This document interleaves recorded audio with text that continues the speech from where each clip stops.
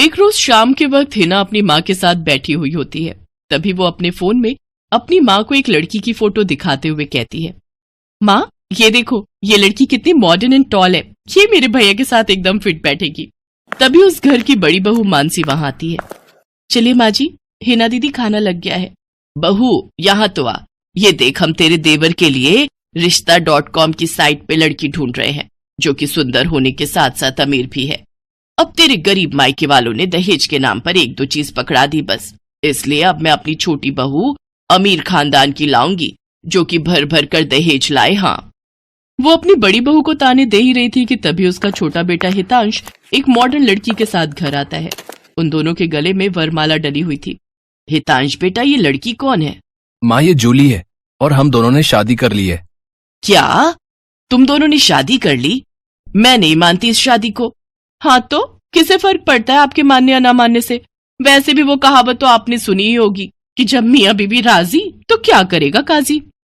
मैं जानती हूँ, जरूर इस डायन ने ही तुझे भड़काया होगा। मैं इस डायन को हरगिज अपनी बहू नहीं मानूंगी। भले ही आप ना मानो, लेकिन लीगली तौर पर मैं ही तो हूँ आपकी बहू। इसलिए अब जल्दी से जाइए और आरती की थाली लाकर मेरा गृह प्रवेश कीजिए। सास बेमन से अपनी नई बहू का स्वागत करती है। जूली हितांश के साथ अपने कमरे में चली जाती है। हे राम, माँ अपनी इस नई छैल छबीली के तेवर देखे, इसके तो रंग ढंग ही अलग है, बड़ा ही घमंड है इसमें। तू चिंता मत कर बेटी, कल इसका ससुराल में पहला दिन है, तुम देखना अगर मैंने भी इसका घमंड चूर चूर नहीं किया तो। अगले दिन सुबह हितांश के पिता यानी जूली के ससुर अपनी पत्नी से कहते हैं, विमला देखो तो सुबह के 10 बजने को है और ये नई बहू अभी तक अपने कमरे में सोई पड़ी है, और आज इसका रसोई में पहला दिन है और ये अभी तक अपने कमरे में है। तुम रुको जी, अभी मैं इसकी खबर लेती हूँ। नई बहू, अरे ओ नई बहू। कुछ देर बाद जूली वहां आती है। क्या बात है मम्मी जी, क्यों सुबह सुबह इस घर को मच्छी बाजार बनाकर रखा है? छोटी बहू, ये क्या तरीका है अपनी सास से बात करने का? हितांश, हितांश जरा बाहर आना तो। अब क्या हुआ जूली डार्लिंग? तुम चुपचाप से अपने बाप को समझा लो कि वो मुझसे तमीज में रहकर बात किया करे। पिताजी, आपने सुना जूली ने क्या कहा? नालायक, इस दिन के लिए पैदा किया है क्या तुझे कि तू अपनी बीवी का जोरू का गुलाम बन जाए? बस आपसे ही सीखा है पिताजी। जूली की सास खाने की लिस्ट नई बहू के हाथ में देती है और कहती है, ये ले, ये तेरी पहली रसोई की लिस्ट है। आज तुझे ये सब खाना हम सबके लिए बनाना है। और हाँ, उसके बाद किचन की साफ सफाई भी कर देना।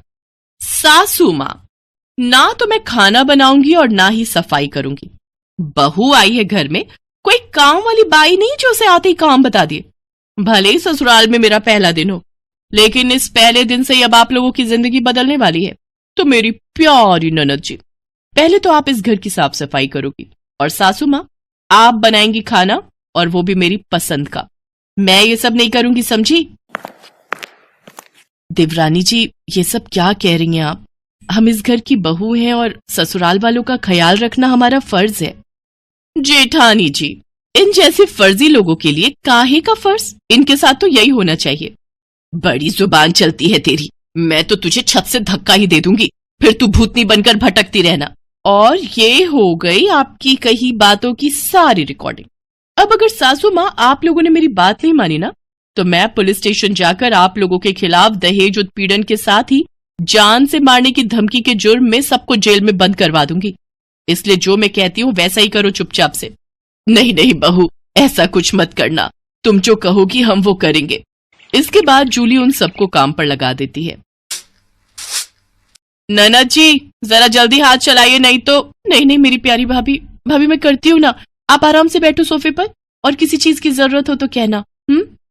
सासू माँ, खाना बना या नहीं? अब हमें कल तक का वेट करना होगा क्या? बस बहू रानी तैयार है।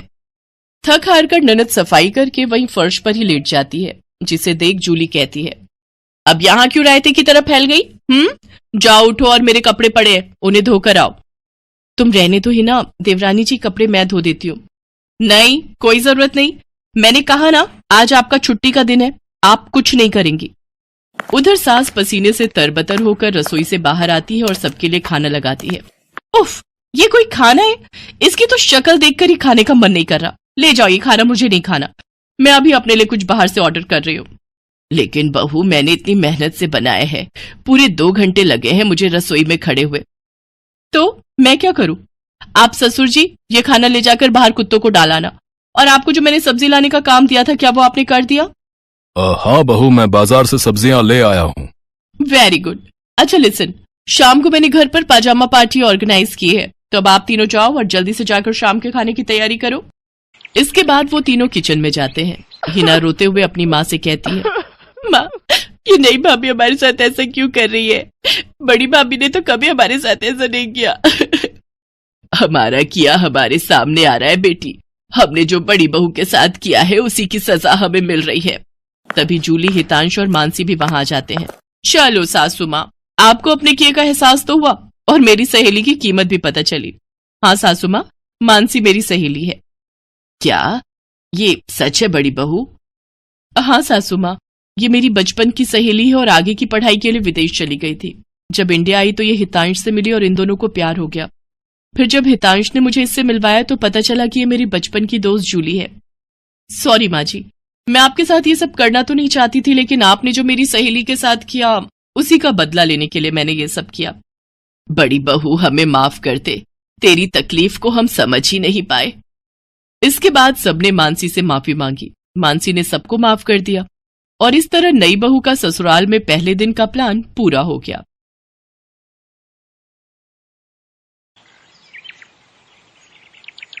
मनीष एक ऑटो रिक्शा चलाता था। जब वो 15 साल का था तब उसके पिता का देहांत हो गया। इसी कारण मनीष को ही घर की जिम्मेदारी उठानी पड़ी और कॉलेज की पढ़ाई छोड़कर पिता की ऑटो चलाने का काम मनीष ने संभाल लिया। मनीष की बड़ी बहन सुलेखा की शादी में जो उसके पिता ने कर्जा लिया था, उसे उतारने के लिए मनीष ने अपना घर भी बेच दिया और माँ के साथ किराए के घर में रहने लगा।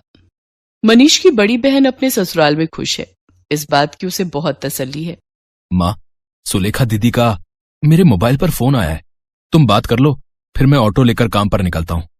हेलो सुलेखा दीदी, ये लो माँ से बात करो। हाँ बेटी, अपना ध्यान रखा कर, खूब खाया पिया कर, इससे बच्चे की सेहत पर अच्छा असर होगा। अब बस यही इच्छा है कि जल्दी से मैं नानी बन जाऊं और मनीष मामा। हाँ वो तो है, अब मामी कहलवाने वाली बस आ जाए तो मैं सुकून से तीर्थ यात्रा पर निकल जाऊंगी। नहीं नहीं, अपने नाती पोतों को खिलाकर ही तीर्थ यात्रा पर जाऊंगी। माँ, बस मनीष के लिए अच्छी सी लड़की ढूंढ लो जो घर संभाल ले। माँ, मुझे देर हो रही है, बाद में बात कर लेना। अच्छा सुलेखा, मैं तेरे से बाद में बात करती हूँ, मनीष को देर हो रही है। मनीष ऑटो लेकर काम पर निकलता है। उसे पहले ही बहुत देर हो चुकी थी, पर रास्ते में जाम भी बहुत था। वो सवारी का इंतजार कर रहा था, तभी उसका एक साथी जो उसकी तरह ऑटो चलाता था, वो किसी लड़की से झगड़ रहा था। अरे देखिए मैडम, ऐसा थोड़ी होता है?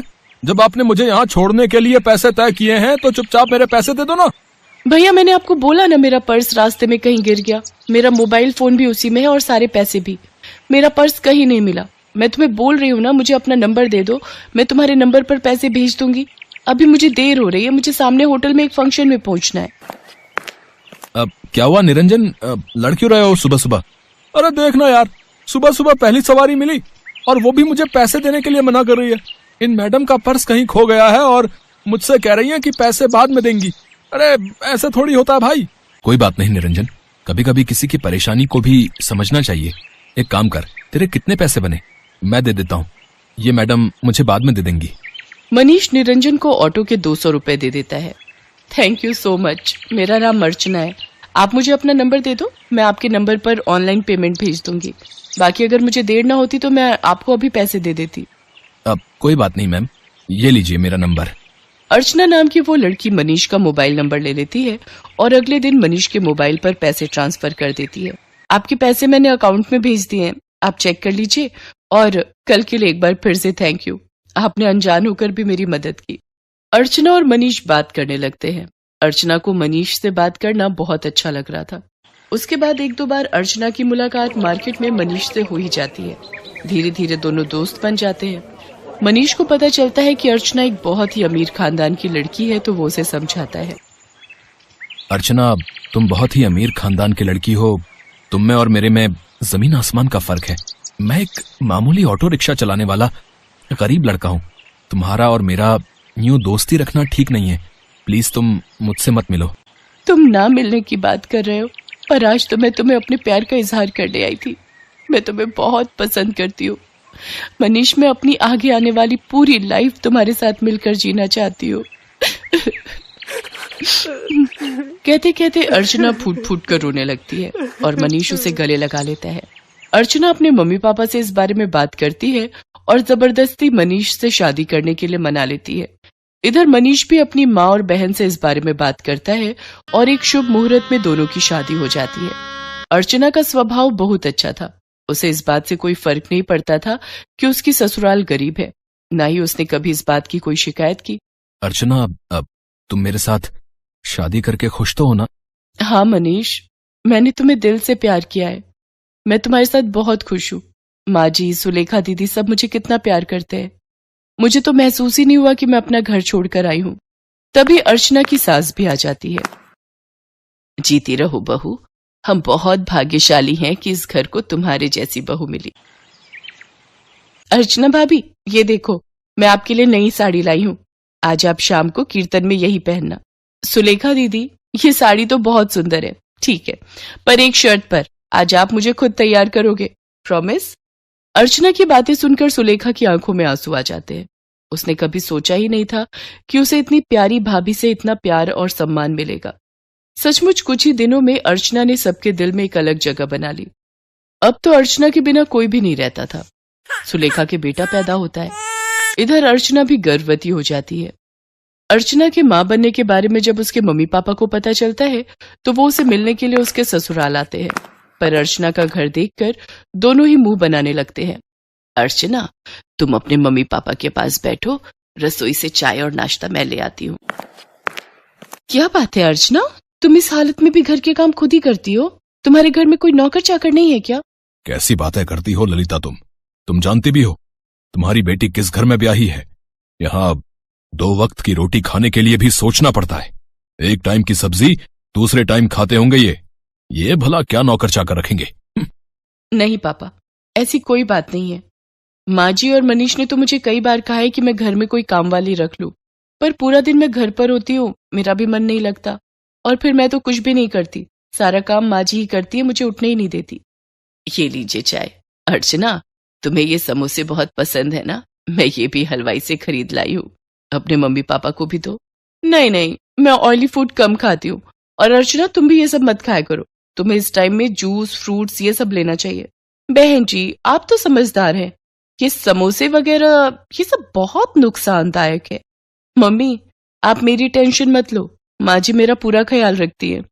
वो मुझे समय पर जूस, फ्रूट, दूध, दही, सब्जियां और सब कुछ खाने के लिए देती है। तभी अर्चना की ननद सुलेखा भी आ जाती है। अर्चना भाभी, मैंने डॉक्टर से अपॉइंटमेंट ले लिया है। कल सुबह 11 बजे आपको मेरे साथ चलना है, तो आपका चेकअप हो जाएगा और बाकी जो इंजेक्शन वगैरह। सुलेखा, तुम्हारा कौन से हॉस्पिटल में बच्चा हुआ था जिस डॉक्टर के बारे में तुम बात कर रही हो? जी, वो बड़े बाजार में जो हॉस्पिटल है जहां डॉक्टर नेहा बैठती हैं, वो सस्ता बेकार सा हॉस्पिटल। अर्चना, तुम उस हॉस्पिटल में चेकअप के लिए जाओगी? तुम्हारा दिमाग तो ठीक है। अर्चना, तुम एक मामूली से हॉस्पिटल में चेकअप के लिए जाओगी? तुम चिंता मत करो, इन लोगों के पास अगर तुम्हारे इलाज के लिए पैसे नहीं है तो क्या हुआ, मैं तुम्हारे लिए इस शहर के सबसे बड़े नामी हॉस्पिटल में आज ही बात कर लेता हूँ। और तुम अभी के अभी अपना सामान पैक करो और हमारे साथ चलो। किसके घर? आपके घर पापा? मैं अभी अपना घर छोड़कर कहीं नहीं जा सकती।